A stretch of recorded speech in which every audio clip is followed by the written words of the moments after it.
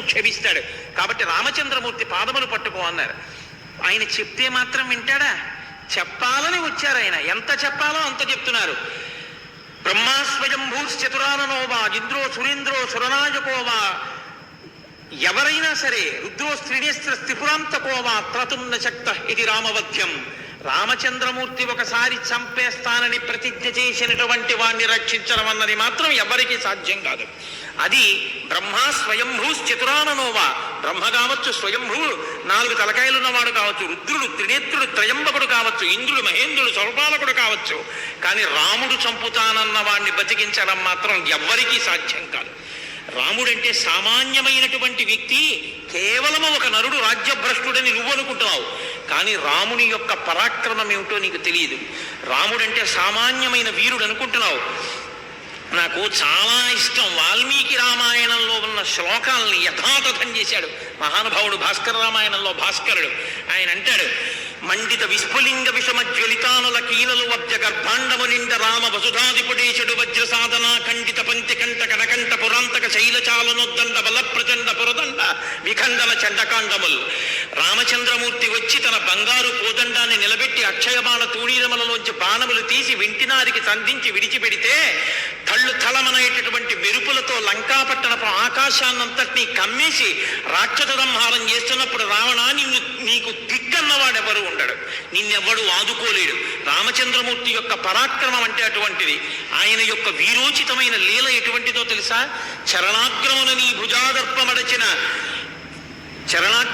భుజాదర్పమడిచిన ధూర్జిటి విలు లీల త్రుంచి వైచే, వాలపాశంబునబడి నిన్ను కట్టిన వాలి నొక్కమ్మున కులవేసే, అని నిన్ను జరగొన్న యర్జుని పరిగొన్న పరశురాముని ఆది భంగపరచే, కడిమియ్యొక్కడ కడదూషణాదుల 14,000 బారిసమరే, అమ్మహాధనుర్ధరునకిగ్గాచరించి హరిహర బ్రహ్మ శక్రాదులైన అతని భజత నిర్ఘాత సంఘాత పాత శాత బాణ ఘాత హతులుగాక బ్రతుకగలరే.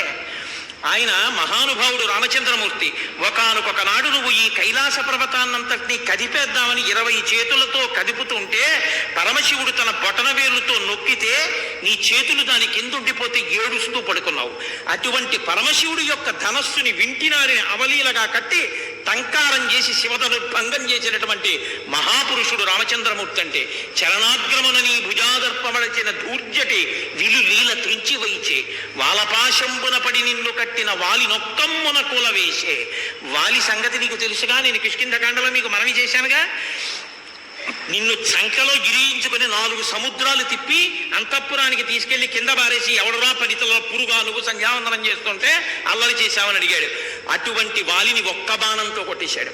అని నిన్ను జరగొన్న అర్జును బురిగొన్న పరశురాముని ఆది భంగపరచే. కార్తవీర్యార్జునుడి సంగతి నీకు తెలుసుగా.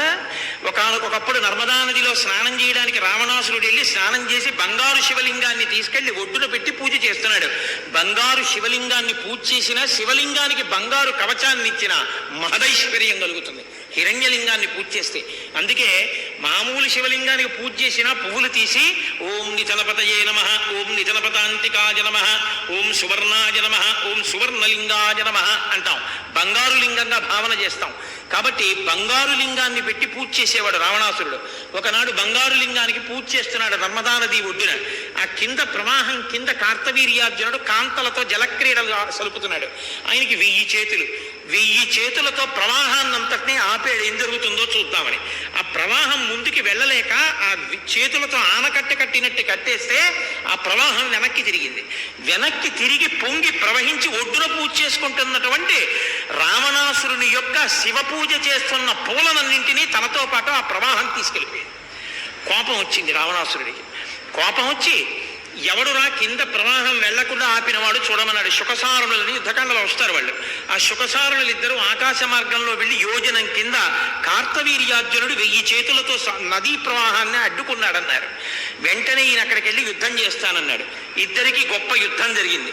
కింద బారేసి 1000 చేతులతోనూ పట్టుకుని బంధించి ఒక పురుగుని పట్టుకుపోయినట్టు పట్టుకెళ్ళి తన అంతఃపురంలో కారాగారంలో పారేసి తలుపులు వేసేశాడు కార్తవీర్యార్జునుడు. స్వర్గలోకం నుంచి విశ్రవసో బ్రహ్మ తండ్రి అంటే రావణాసురుని యొక్క తాత పులశ్చ బ్రహ్మ బయలుదేరొచ్చారు. వచ్చి జరిగిన దోషం జరిగిపోయింది విడిచిపెట్టమని అడిగితే కార్తవీర్యార్జునుడు విడిచిపెట్టాడు. అటువంటి కార్తవీర్యార్జునుడి యొక్క గురువై ఆ కార్తవీర్యార్జునుడి యొక్క 1000 చేతుల్ని నరికేసినటువంటి వాడు పరశురాముడు. అటువంటి పరశురాముడి చేతిలో ఉన్నటువంటి విష్ణు చాపాన్ని అందుకుని పరశురాముడు వెళ్ళిపోయేటట్టుగా చేసిన వాడు రామచంద్రమూర్తి.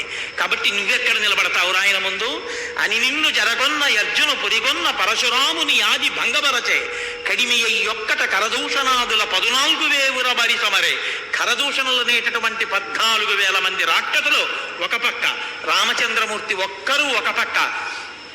ఎప్పుడు ధనస్సుకి వింటినారి తొడిగారో, ఎప్పుడు బాణం తీశారో, ఎప్పుడు సంధించారో, ఎప్పుడు విడిచిపెట్టారో తెలియదు. అరణ్యకాండలో శూర్పణఖ చెప్పింది మీరు విన్నారుగా. ఆయన యొక్క బాణ ప్రయోగ శక్తి అంటే 14,000 మంది రాక్షసుల్ని ఒక్క రాముడే తెగటార్చాడు.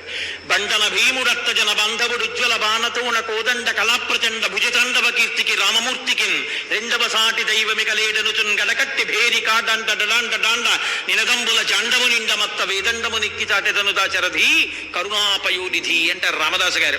అంత ఆయన భుజములు తాండవం చేస్తే యుద్ధం వస్తే అటువంటి మహానుభావుడు 14,000 మందిని నిగ్రహించాడు. అటువంటి రామచంద్రమూర్తితో నువ్వెక్కడ యుద్ధం చేస్తావురా? కాబట్టి అని నిన్ను చెరగొన్న అర్జును పొరిగొన్న పరశురాముని ఆది భంగపరచే కడిమి యొక్కడ కరదూషణాదుల 14,000 బారి సమరే. మహాధనుర్ధరునకిగ్గాచరించి హరి హర బ్రహ్మ శక్రాదులైన అతని భయత నిర్ఘాత సంఘాత పాత శాత బాణ ఘాత హతులు కాక బ్రతుకగలరే. తురగశ్చందన మత్తమారణ భటస్తోమంబుతో కూడా నీపురి భస్మంబుగ కాల్చి సైనిక సుహృత్ పుత్రాని జశ్రేణి నెత్తురు క్రక్కం పడ